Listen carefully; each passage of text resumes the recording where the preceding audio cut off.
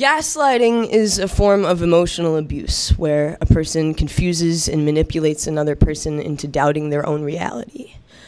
Whether or not this abuse is intentional, the effect is the same. And those who have survived gaslighting often will continue to doubt themselves and their memories even after the abuse is over.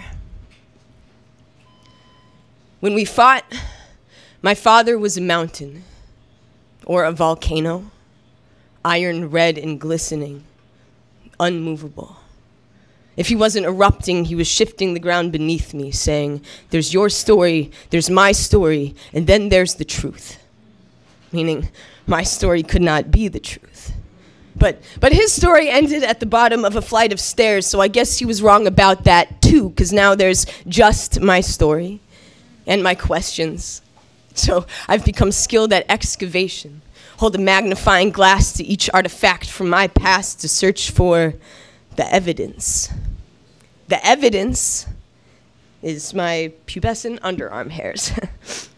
He called me Chewbacca until I picked up a razor, grabbed my face and shoved it close to the mirror so I could see all the pimples, called me ugly, fat, when I've always looked just like this, just like my mother, 100 pounds soaking wet. He called me by my mother's name as if it were an insult or a threat. Yes, Susan. Yes, the evidence is the disgusted scowl of my lover when I finally put down the razor, let my body become the untended field it always told me it wanted to be.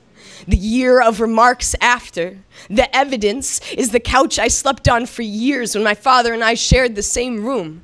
Until that year, he cleaned out one corner of the other room and got me a bed for my birthday, and I cried. I was that happy, but I wasn't allowed to shut the door, even though I couldn't if I wanted to. So maybe that's why my couch became an island the weeks after my lover left. They took the cat, the record player, and our bed, and there I was, stranded again. The evidence is the hole in the bedroom door, is the way it hangs suicidal from its hinges. How the board on the back is peeling away, desperate to detach from the memory of impact. The evidence is my lover's tears after that drunken rage. Is how I comforted them with blankets, watered them with a feigned forgiveness. The evidence is my father's conspired tears whenever I asked about my mother, our familial fracture, the great departure. And he would say, "Your mother kidnapped you." But after he kicked me out, I realized it wasn't a kidnapping, but an escape. Just like when my lover said, maybe I should move out, and I no longer felt the weight. The evidence is my tears tonight peeling away from my face in the arms of a new lover, unfamiliar with this kind of warmth. And maybe I haven't fixed the door because I'm afraid my landlord might kick me out. Or maybe I'm afraid to discard the only physical evidence. Every day I find new clues. Like when my mother told me he called her by her mother's name too. Or when my ex-lover texts me, "I miss you." Or how they both swore they'd never hurt me, but I'd still flinch when they would move.